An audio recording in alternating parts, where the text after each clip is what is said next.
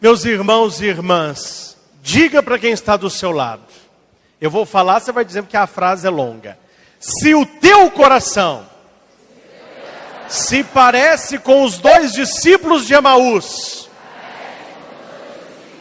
se prepare para o seu fracasso espiritual. Pesado, não é não? Meus irmãos, o que o Evangelho está me falando esta noite? Eu não posso desistir de Deus. Repitamos. Eu não posso desistir de Deus. Olha o que diz o Evangelho. Naquele mesmo dia, o primeiro da semana. Que dia que é o primeiro da semana?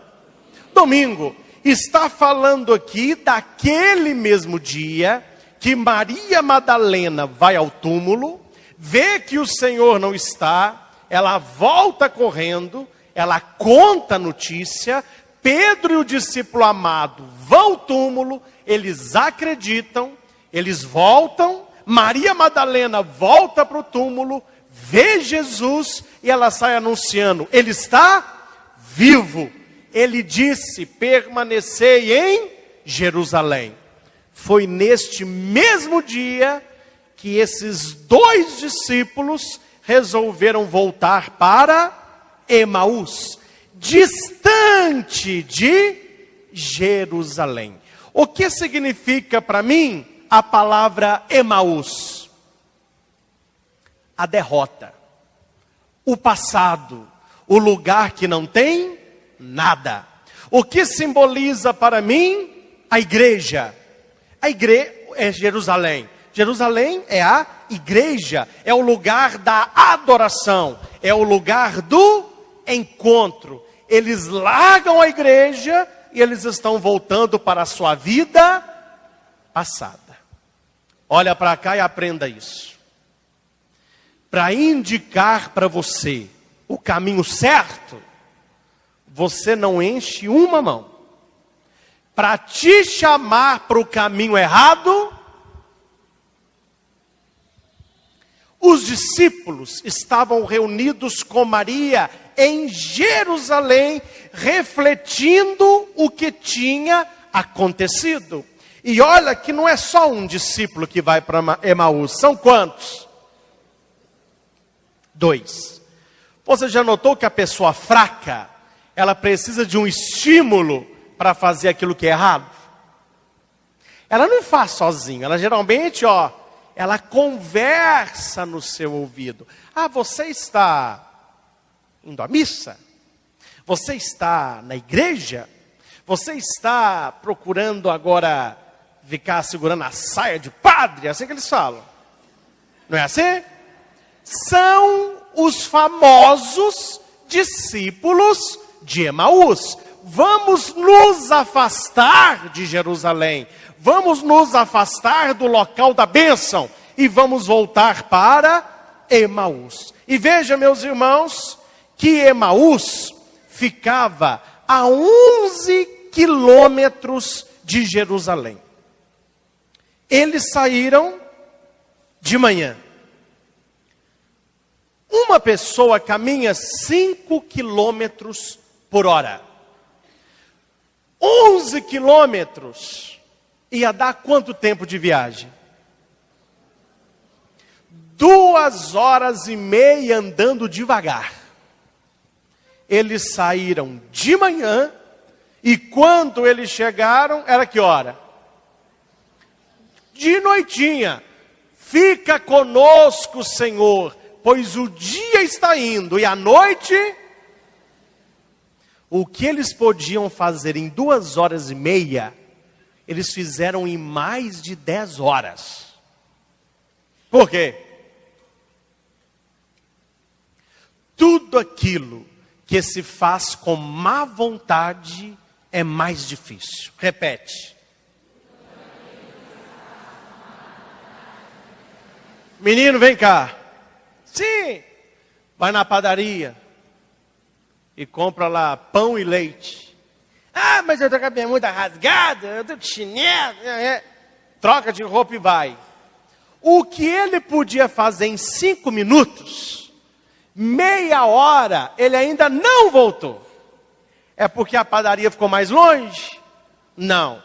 É a enrolação e a má vontade de ir e voltar. Aqueles discípulos, eles não tinham motivação para caminhar. E quando você não tem motivação para caminhar, motivação para trabalhar, motivação para estudar, motivação para namorar, motivação para vencer, a caminhada fica mais difícil. E aquilo que podia fazer em pouco tempo, você gasta muito tempo. Jesus, muito simpático, pedagogo, ele chega perto dos discípulos, passa a caminhar com eles. Os dois estão caminhando, com as caras de comeu e não gostou.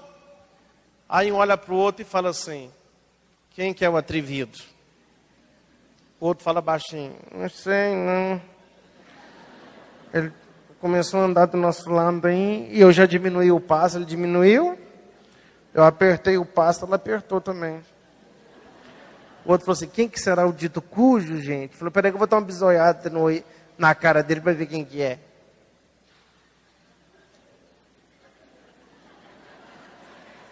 Sabe aquele olhar que se diz: o que você está fazendo aqui? Cleófas olhou assim, ó. O cara não desconfia não. Nunca vi na minha vida. Mas está andando aqui perto de nós. Aí ele foi chegando e falou assim: com licença, fala, o que vocês estão conversando pelo caminho? Olha a resposta mal educada: tu és o único de Jerusalém que não sabe o que aconteceu lá esses dias. E Jesus, com toda a humildade: então nós vamos te contar. Aí eles pararam. Olha a pressa que estão de chegar. Eles pararam, com o rosto sombrio, e relataram aquilo que nós escutamos no Evangelho. Eu quero destacar para você só os verbos que eles usaram. O que aconteceu a Jesus, que foi um profeta, nós esperávamos que ele fosse, já faz 3 dias que isso aconteceu. Tudo verbo em quê? Quando você olha para o seu passado, a tendência é você parar e ficar triste. Por 2 motivos: o que deveria ter acontecido e não aconteceu. E o que não podia ter acontecido, amém? É um perigo viver olhando para o passado. Eles pararam, rosto triste, e foram falando de todas as coisas que aconteceu. Aí do versículo 22 ao versículo 24, eles vão contar o testemunho dos outros. Mas eles não acreditam no testemunho dos outros. Falta-lhes a experiência própria. Meu irmão, não acredite em Jesus por causa daquilo que os outros dizem. Procure ter a experiência do Cristo ressuscitado. Eu digo para você sem medo de errar. O estudo de Bíblia que eu tive no seminário, e que eu estudo até hoje, a teologia que a igreja me formou, as disciplinas que os professores me ensinaram, aumentaram o meu conhecimento racional e o meu conhecimento teológico de Jesus. Mas a minha experiência de Cristo e o meu amor por Ele vem de criança. Não é o estudo que desperta em nós uma experiência de Cristo, mas é a sua vivência com Ele. É reconhecer que Ele caminha do nosso lado, que Ele se preocupa com a minha vida, mas porque você está olhando para o seu passado, porque você está preocupado com o seu umbigo, que você está parando, você não reconhece Jesus. E depois que eles falaram, Jesus lhes disse, Jesus é elegante, né? Ó, como sois sem inteligência e lentos para crer em tudo que os profetas falaram. O que Jesus está querendo dizer? Mas é dois tapados mesmo. Vai ser anta assim, longe. Gente, acorda, gente. Por que vocês estão voltando para Emaús? Vocês esqueceram tudo que os profetas ensinaram. Vocês esqueceram tudo que Jesus ensinou no terceiro dia que ele prometeu que ia ressuscitar. Vocês largam a igreja, vocês largam a presença de Maria, vocês largam Pedro, largam João, largam todo mundo e estão voltando para a sua vidinha antiga. Emaús não tem nada não, gente. Volta! Ele é muito educado, né? Ah, como sois sem inteligência e lentos para crer em tudo que os profetas falaram. Será que Cristo não devia sofrer tudo isso para entrar na sua glória? Repita comigo. Nada me acontece por acaso. Eu não sei explicar o motivo, mas no momento presente, tem muita coisa que você não entende. Mas segura na mão de Deus e deixa o tempo passar. No futuro, você verá a sua glória e você vai olhar para trás e vai dizer, mas não é que era necessário que eu sofresse tudo aquilo, que eu passasse tudo aquilo, para que eu chegasse nessa glória. E Jesus vai contando para eles tudo o que os profetas falaram. E olha que eles estavam andando devagarinho. Jesus, ele é um dos maiores motivadores que eu conheço. Ele motiva as pessoas, ele entusiasma as pessoas. Os discípulos estavam andando assim, ó.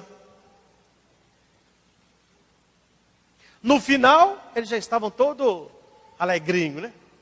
Hora que Jesus fingiu que ia, onde você vai? Eu vou andar mais um pouquinho. Não! Fica conosco, pois já é tarde. E à noite, eles queriam dizer outra coisa. Fique conosco, para que a noite não chegue. Na vida de muitas pessoas, a noite chegou, porque eles deixaram Jesus passar. Você tem ido à missa? Isso é passado, eu ia. Você tem lido a Bíblia? Ah, eu lia. Você tem rezado? Eu rezava. Deixou as coisas passar, deixar as coisas de Deus passarem, e a noite chegou. Se você não quer que a noite da descrença chegue no teu coração, não deixe as coisas espirituais passarem. Está rezando? Estão te criticando. Está rezando? Está faltando tempo. Está rezando? Está cansado. Está rezando? Está devendo. Está rezando? Está triste. Está rezando? Está doente. Está rezando? Segure Jesus com você. Se Jesus passar, a noite chega. Aí Jesus entrou. Sentou à mesa. Eu posso fazer a bênção? Os discípulos. Pode. Faz a bênção aí para nós. Jesus tomou o pão. Partiu o pão. Tomai todos e comei. Isto é o meu corpo. Entregou para um. Entregou para o outro. Neste momento, os olhos dos discípulos se abriram. E Jesus desapareceu da frente deles. Preste atenção no que eu vou te contar. Qual foi o momento que os discípulos reconheceram Jesus? Qual é o momento que a igreja apostólica reconhece Jesus? quando se parte o pão? Na celebração da missa. Ah, mas eu queria ver Jesus. Ah, mas eu queria tocar em Jesus. Ou inveja dos discípulos de Emaús. Não tem inveja nenhuma. Um dia eu estava rezando, com perdão, mas eu na minha oração pensei assim, que beleza, gente. Para Jesus, eu acho que eu estou tendo mais valor do que Pedro, que João, que esses discípulos todos. Eu vou me parar, você está doido? Você está falando uma coisa dessa? Porque Jesus falou assim, ó, vocês acreditam porque me viram. Muito mais bem-aventurados serão aqueles que vão acreditar em mim sem quer ver Jesus? Contemple a celebração da Eucaristia. Veja a palavra anunciada e veja o pão. Não sei se você notou que o evangelho que nós lemos é como se fosse uma missa. Eles estão tristes, cabisbaixos, perdidos, e eles começam a caminhar. Toda missa começa com duas procissões. A sua procissão de entrada da sua casa até a igreja e a procissão do padre com a sua equipe até o caminho dos discípulos de Emaús. A igreja que caminha. Jesus chegou perto deles e perguntou assim: o que vocês estão conversando pelo caminho? É o ato penitencial da missa. Como que está a sua vida? O que você anda conversando pelo caminho da sua história? O que você anda vivendo por aí? Aí os discípulos responderam para Jesus: você é o único que não está sabendo? Tem muita gente que fala para Deus: você não está sabendo não. E Ele é o único que sabe tudo. Quando os discípulos param e Jesus começa a falar para eles tudo aquilo que os profetas tinham dito, é a liturgia da palavra. É quando a gente se senta e os leitores vão proclamar as leituras, o salmo e o padre, o evangelho. Primeiro é a pregação da palavra. Depois, nós entramos para o redor da mesa, onde Jesus parte o pão e a igreja o reconhece. E finalizando a missa, finalizando o encontro com Jesus, os dois voltaram com alegria, anunciando que Jesus está. Me preocupa muito as pessoas que chegam na igreja tristes e saem tristes. As pessoas que chegam na igreja preocupadas e saem preocupadas. As pessoas que chegam na igreja inseguras e saem inseguras. Meu irmão, nós devemos valorizar a igreja quando a pessoa chega de uma maneira e sai de... Nossa, é tão bom. Eu cheguei aqui triste, estou saindo mais alegre. Eu cheguei preocupado, estou saindo com mais fé. Eu cheguei achando que não tinha jeito e o padre pregou como se fosse só eu na igreja. Eu estou me sentindo... E isso deve ser o encontro com Jesus na palavra e na Eucaristia. Meu irmão, aquele mesmo Cristo que caminhou ao lado dos discípulos de Emaús, Ele caminha do nosso lado. Às vezes nós temos que parar, nós temos que fechar esses olhos para abrir esses olhos. Olha que os discípulos estavam olhando para Jesus desde a hora que Ele chegou, mas eles não reconheceram. Por quê? O Evangelho me diz no versículo 16, os discípulos não reconheceram porque estavam como que? Cegos. Guarde o que eu vou dizer para você. A dor, ela cega. Quando a pessoa está sofrendo demais, ela não vê saída para os seus problemas. E Jesus está do seu lado, e você não vê que Ele caminha do seu lado. É preciso parar, e é preciso conversar com Deus. Contar um pouco da sua história, contar para Deus dos seus sonhos, contar para Deus dos seus projetos, contar para Deus o que deu certo, o que não deu certo, o que você gostaria de fazer, etc. É preciso falar com Deus e é preciso escutar a Deus. Como que a gente escuta a Deus, hein? Quem sabe? Várias maneiras. Primeira maneira que a gente escuta a Deus, lendo a Bíblia. A Bíblia fechada é um livro. A Bíblia aberta é a boca de Deus que me fala. Quando eu leio a Bíblia, Deus não está falando para o povão. Deus está falando para mim. Aquela palavra tem que se cumprir na minha vida. Quando eu estava preparando esta pregação, eu me coloquei no lugar dos discípulos de Emaús. Segundo os estudos, Cleofas, não é apóstolo, é discípulo. Esses dois discípulos aqui, um homem e uma mulher, era um casal. Simbolizando que tanto o homem como a mulher, no momento da dor, qual que é a nossa tendência? Voltar para Emaús e abandonar Jerusalém. Gente. Ter fé no momento da saúde, do dinheiro, no momento que nasce uma criança, no momento que está bonitão, isso não é fé. Isso não é fé. Isso é prazer, é alegria. Se você prova que tem fé, é no momento da dor, onde tudo parece estar perdido, e você pensa, apesar de eu não estar vendo nada, apesar de eu não estar sentindo nada, apesar de eu querer voltar para Emaús, Jesus caminha do meu lado. Ele pode não me dizer nada, ele pode não me tocar, mas a minha fé me diz, eu não estou sozinho. Diga para quem está do seu lado, acredite nisso, você nunca está sozinho. Diga aí.